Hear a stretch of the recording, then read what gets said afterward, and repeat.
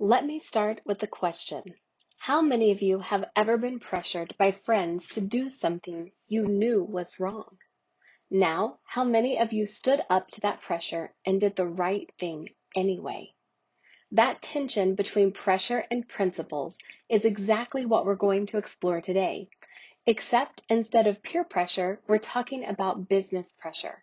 The stakes are much higher when you're dealing with people's jobs, life savings, safety, and even their lives. In 2016, Wells Fargo fired 5,300 employees for creating over 3.5 million fake customer accounts. These weren't bad people, they were regular employees, maybe people like you, who got caught up in a system that rewarded the wrong behaviors.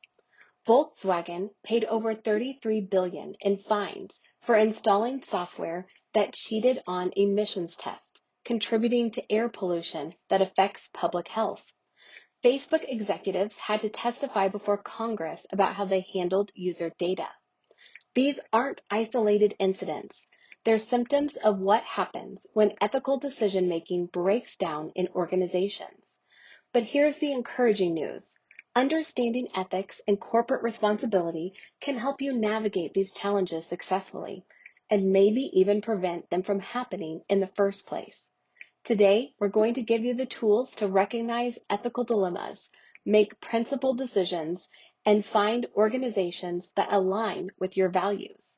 This isn't just academic theory. These are practical skills that you'll use throughout your career, starting with your first job. Ethics is fundamentally about how we choose to live and treat others. It's about the moral principles and values that guide our behavior when we have to decide what's right and wrong. Think about the values your parents taught you, the lessons you've learned from coaches or teachers, or the principles you've developed through your own experiences. Business ethics takes those same moral principles and applies them to business situations. The challenge is that business creates unique pressures and complexities that can make ethical decision-making much more difficult. For example, your personal ethics might tell you that lying is wrong. But what if you work in sales and a customer asks if your product is better than a competitor's and you honestly don't know? Or what if your manager asks you to make a presentation that emphasizes the positives about a product while downplaying some significant negatives? Here's what makes business ethics tricky. The people involved aren't just you. Your decision affects customers, coworkers, shareholders, communities, and sometimes thousands or millions of people that you'll never meet. The pressure to succeed financially can be enormous, especially when your job, your family's security, or your company's survival seems to be at stake. But here's what you need to understand. Your personal ethics are the foundation for how you'll handle these business situations. If you haven't thought about your own values and principles, you'll be unprepared when business pressures test them. Psychologists have identified two types of values that drive our desires, and understanding the difference is crucial for ethical decision making. Terminal values are your ultimate goals, what you want to achieve in life. These might include security for your family, success in your career, happiness, freedom, or making a difference in the world. These are your destinations. Instrumental values are your preferred methods for reaching those goals. These include things like honesty, courage, responsibility, hard work, and ambition. These are your chosen paths to your destinations. Here's where ethical problems often begin. When there's a conflict between your terminal and instrumental values, let's say your terminal value is financial security for your family. Your instrumental values include honesty and integrity. But what if being completely honest in a business situation might cost you a promotion that would provide that financial security? This isn't a hypothetical dilemma. Every day, people face choices where their goals and their methods seem to conflict. The key to ethical decision-making is being conscious of both types of values and finding ways to achieve your goals without compromising your principles. Think about your own values for a moment. What do you ultimately want to achieve in your life? And what principles are you unwilling to compromise to get there? Having clear answers to these questions will serve as your ethical compass throughout your career. Let me tell you a story that illustrates what happens when values become misaligned in an organization. Wells Fargo had an aggressive sales culture with the motto, 8 is great, meaning each customer should have 8 different products with the bank: checking, savings, credit card, mortgage, investment account, and so on. The terminal value was clear: meet ambitious sales targets to drive revenue growth. The instrumental value was communicated as use your imagination and do whatever it takes. Managers set quotas that required employees to sell multiple products to nearly every customer every day. Here's the problem. Those targets were often impossible to meet honestly. Many customers didn't need or want 8 banking products. So employees faced a choice: miss their targets and potentially lose their jobs, or find creative ways to meet the numbers. Thousands of employees chose to create fake accounts without customer knowledge or permission. They opened checking accounts and immediately closed them. They created fake email addresses like noname@wellsfargo.com to set up online banking. They even forged customer signatures. These employees weren't criminals when they started. They were people under pressure trying to keep their jobs. But the organizational culture created a perfect storm where good people made increasingly bad choices. The result? When the scandal broke, 5,300 employees were fired, the CEO resigned in disgrace, the company paid hundreds of millions in fines, and their reputation was severely damaged. More importantly, millions of customers lost trust in the institution. The lesson here is crucial. If your company's goals are putting pressure on you to compromise your instrumental values, your principles about how you achieve those goals, you're in an ethical danger zone. Recognizing this early can help you make better choices or find a better work environment. When you're facing an ethical dilemma, having a framework can help you think through your options more clearly. Philosophers and ethicists have developed several principles that can guide decision making. You don't have to use all of these, but understanding them gives you tools for ethical reasoning.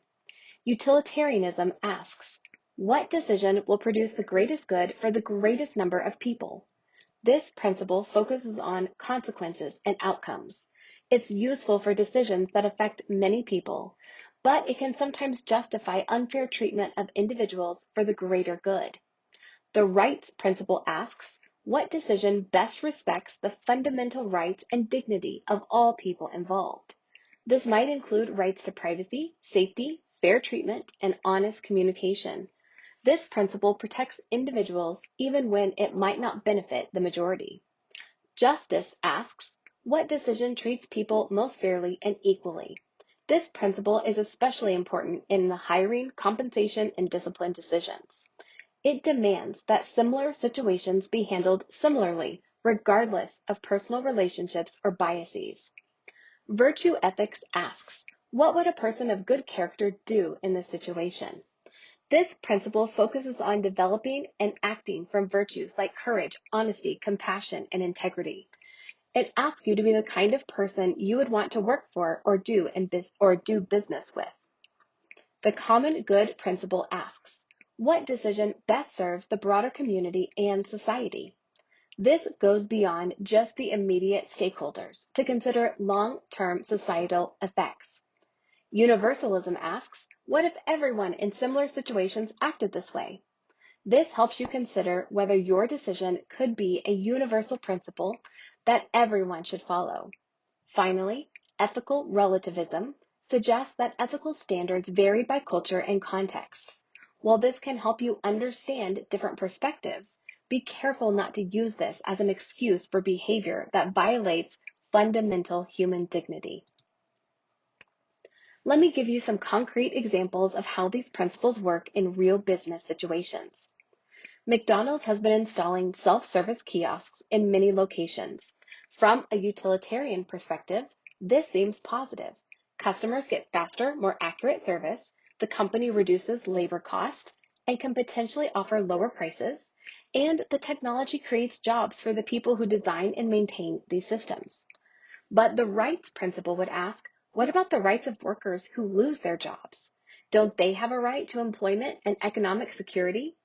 And the justice principle would ask, is it fair that the company's savings come at the expense of the workers who help build the business? There's no perfect answer here, but thinking through multiple ethical lenses helps you make more thoughtful decisions and consider impacts you might otherwise miss.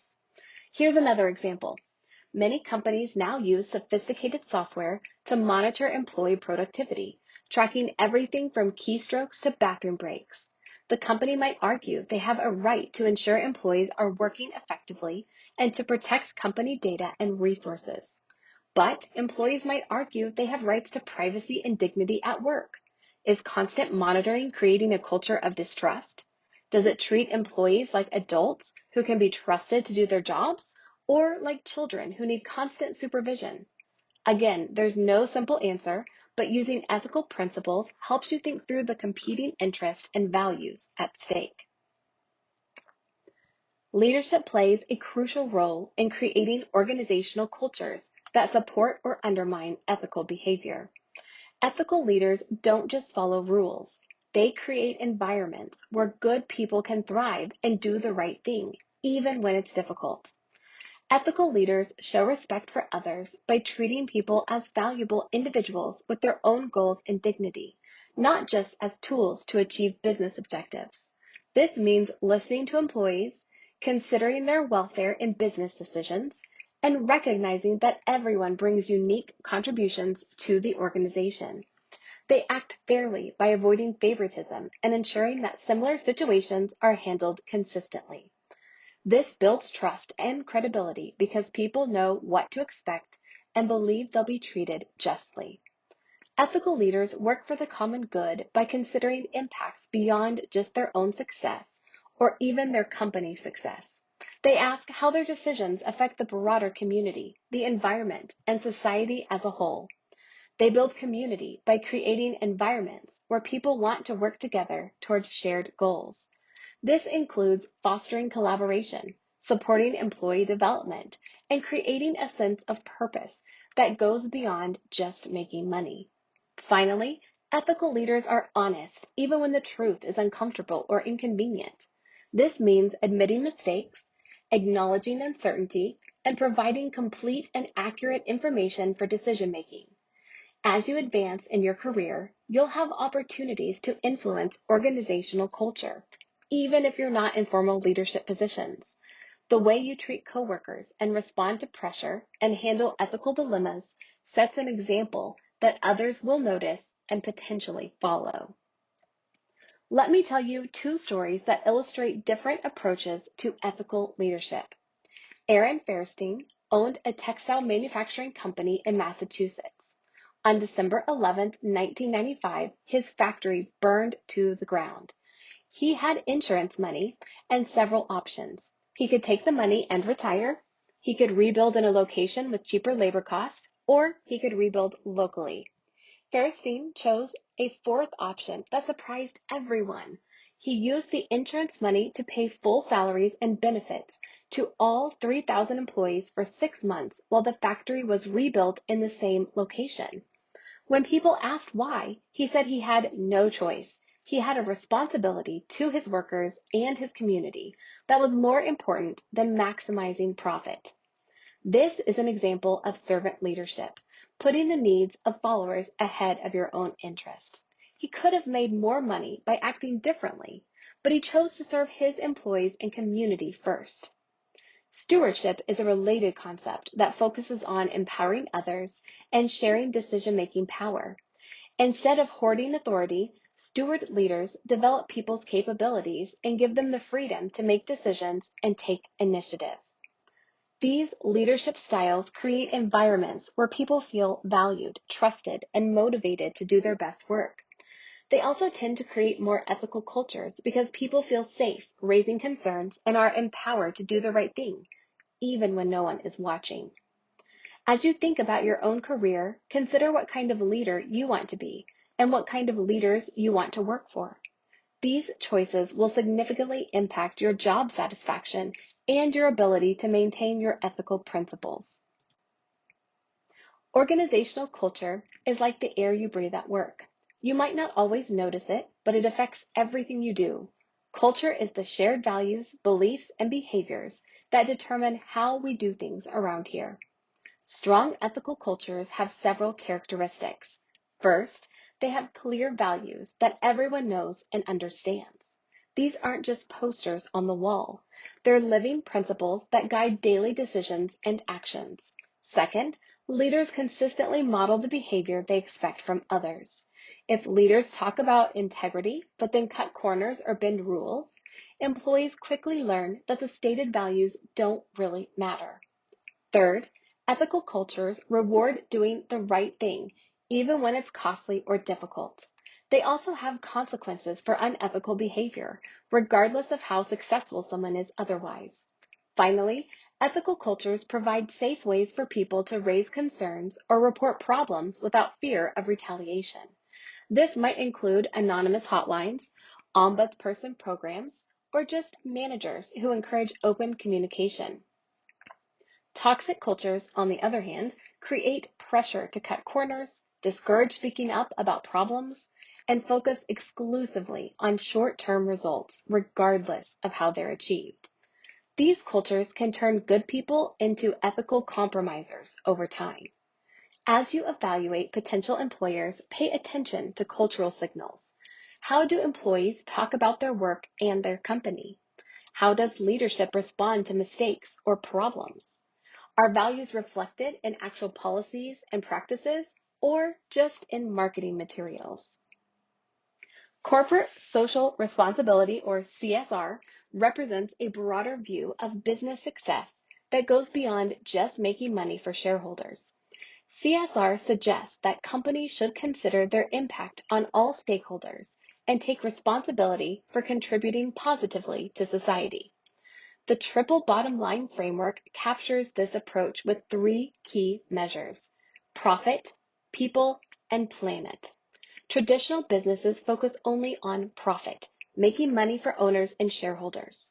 The triple bottom line adds concern for people, employees, customers, communities, and the planet, environmental sustainability, and stewardship. Let me give you some real examples of companies doing this well. Hasbro, the toy company, made $15 million in charitable contributions and product donations in 1 year, reaching an estimated 4 million children globally. They also have a Global Day of Joy, where 93% of employees participate in community service projects in over 40 communities. Apple has been recognized by environmental organizations for making their packaging from 99% recycled materials and committing to renewable energy for their operations. Disney donated over $400 million to nonprofit organizations focused on strengthening communities and helping children and families. These aren't just feel-good initiatives. They represent strategic decisions about how to create long-term value while contributing to society. Companies practicing CSR often find they can attract better employees, build stronger customer loyalty, reduce regulatory risks, and access capital from investors who care about social and environmental impacts. You might wonder whether CSR is just expensive public relations or whether it actually creates business value. Research suggests that authentic CSR can benefit both companies and society. From a business perspective, CSR helps companies attract and retain better employees. A study found that 81% of millennials expect companies to make a public commitment to good corporate citizenship. People want to work for organizations whose values align with their own, and they're more engaged and productive when they feel their work has meaning beyond just generating profit. CSR also builds customer loyalty and trust. Consumers increasingly consider companies' social and environmental records when making purchasing decisions. Companies with strong CSR reputations often weather crises better because they have more goodwill with stakeholders. CSR can reduce risks by encouraging companies to consider long-term consequences of their actions. Companies that ignore environmental or social impacts often face costly lawsuits, regulatory penalties, or boycotts later. From a societal perspective, CSR addresses problems that government and nonprofits can't solve alone. Companies have resources, expertise, and reach that can make significant contributions to education, environmental protection, community development, and disaster relief. However, CSR only works when it's authentic and integrated into business strategy, not just a marketing afterthought. Companies that practice greenwashing, making superficial environmental claims to improve their image without making real changes, often face backlash when their true practices are exposed. One of the fundamental questions in business ethics is, who should companies serve? The traditional stakeholder approach says companies should focus primarily on maximizing returns to shareholders, the people who own stock in the company. The stakeholder approach says companies should consider everyone who affects or is affected by business decisions. This broader view includes employees, customers, suppliers, local communities, government, and even future generations. Think about your local community. When a major employer makes decisions, those decisions affect not just shareholders, but also employees who might lose their jobs, families who depend on those jobs, local businesses that serve these employees, schools funded by local taxes, and the environment where everyone lives. The stakeholder approach doesn't mean companies should ignore profitability. Profitable companies create jobs, pay taxes, and have resources to invest in communities. But it does mean considering how business decisions affect all stakeholders, not just shareholders. Some research suggests that companies practicing authentic stakeholder management actually perform better financially in the long run because they build stronger relationships, avoid costly conflicts, and make more sustainable decisions. As you enter the workforce, you'll encounter both approaches. Some companies will tell you that your only responsibility is to maximize shareholder value. Others will emphasize broader stakeholder responsibilities. Understanding the difference will help you choose organizations that align with your own values. When businesses operate internationally, ethical decision-making becomes even more complex because different cultures have different values, legal systems, and business practices. Consider this real dilemma that Levi Strauss faced in Bangladesh. The company discovered that children under 14 were working in 2 of their supplier factories. This violated Levi's corporate policies, but it was legal and culturally acceptable in Bangladesh, where many families depend on children's income for survival. Simply firing the children would have made Levi's feel better, but it would have caused real harm to the children and their families. So the company negotiated a creative solution. They worked with suppliers to pay the children's regular wages while they attended school, with the promise that they would be hired for full-time positions when they turned 15. Levi's also paid for tuition, books, and uniforms. This solution respected both Levi's values of no child labor and local cultural needs, family economic survival, and children's long-term welfare. It required creativity, commitment, and ongoing relationship management, but it achieved better outcomes than a rigid application of either approach. Global ethics requires balancing universal human rights principles with sensitivity to local cultural contexts. Some practices, like basic human dignity, safety, and fairness, should be universal. Others might legitimately vary based on cultural differences. The key is distinguishing between core ethical principles that should never be compromised and practices that might reasonably vary across cultures. This requires cultural intelligence, humility, and often creative problem solving to find solutions that honor both universal principles and local contexts. As we conclude, let me leave you with a few key insights that will serve you throughout your career. First, ethics start with your personal values. If you haven't thought clearly about what you stand for and what principles you won't compromise, you'll be unprepared when business pressures test your integrity. Second, business will test your ethical boundaries. The pressure to achieve results, keep your job, and advance your career can create situations where doing the right thing feels costly or difficult. Be prepared for these challenges so you can navigate them successfully. Third, Ethical leadership creates organizational cultures where good people can thrive. As you develop your career, look for leaders who model the behavior you want to emulate and work to become that kind of leader yourself. Fourth, corporate social responsibility benefits both businesses and society when it's done authentically. Companies that genuinely care about their impact on all stakeholders often perform better financially while contributing to solving societal problems. Finally, global business requires balancing universal ethical principles with sensitivity to local cultural context. This requires cultural intelligence and often creative problem solving to find solutions that honor both universal human dignity and local cultural values. Your generation has the opportunity to build more ethical, sustainable, and inclusive businesses than previous generations.